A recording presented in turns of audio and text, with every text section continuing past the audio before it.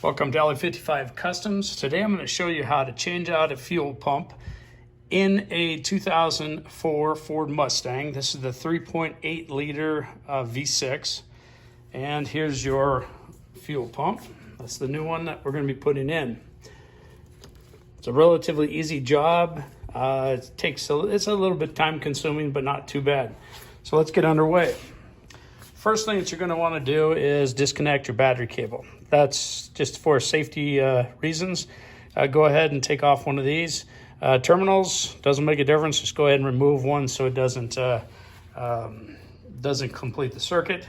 And then what we're going to do is we're going to come back here. We're going to jack it up like I already have. I took and jacked this up. And what you're going to do is you're going to put down jack stands. So you're going to take jack stands and put them underneath the differential and hold it up in the air. So let's see if I can get down under here. There you go. So you're going to do that on each side. And then you're going to, your gas tank sits right there. This has a protective cover on the outside. It's a little plastic piece. So what you can do is you can actually put a jack underneath here, a floor jack, just to hold it up.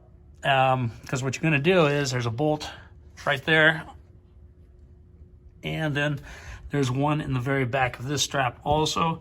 And then we're going to lower it down, and hopefully we can get to the fuel pump without disconnecting everything. So let's go ahead and get started. Okay, so we're going to start by using a 13 millimeter socket, and we're going to put it right up on here.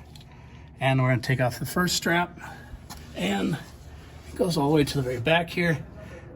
And there's another 13 on that side, and then you'll have one over here.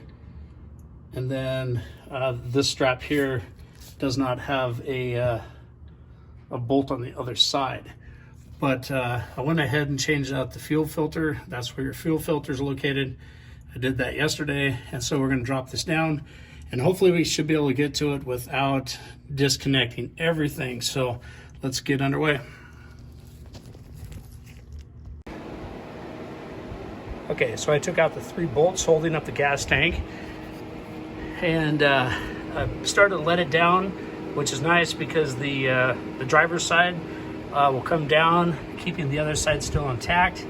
You have full access to your fuel pump, which is right there, and that's going to be a 8 millimeter bolt that you're going to take out, and there should be 6 bolts that you're going to pull out of there.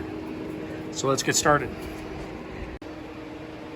Okay, so I'm going to show you how to take this off. This is actually the new one.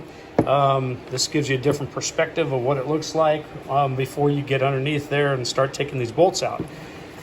So you have 6 8 millimeter bolts that you're going to pull out of here. You have an electrical connection that has 2 separate connectors. There's that one. And then there's this one also that you're going to be taking off. Go ahead and do that first. And then you also want to take off this here. This will be your fuel line right there. So you want to take that and disconnect it. You're going to be utilizing one of these right here. I'll show you how to use that a little bit later. And that just slides in, pops in place, and then it disconnects your fuel line that's attached to this piece right here. Okay, so when you're taking your fuel line off, you're going to be using a 3/8 inch fuel line removal tool, and let me show you how that works. Okay, so here we go. Just going to take this, open this up, and you're going to slide it down around like so.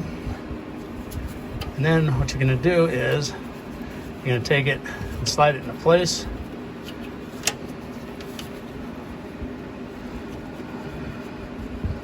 Okay, just like that. There you go. And then you just keep on pushing it in. See how it's in there? Let's see if I can zero in on it for you. Okay, and the other side looks the same, just like that. And then you just push in on it while you're pushing back. So it'll just pop right off. Evidently I can't do it with one hand, so anyways, I'll get right back to you. Okay, so I don't care how good you are, when you take these bolts out, you're gonna get some kind of spillage out of there. That's just part of the inevitable, unless your tank is completely empty. But go ahead and take all your 6 bolts off. I've already disconnected everything, and then this will just lift straight out. Okay, this is easier to show you.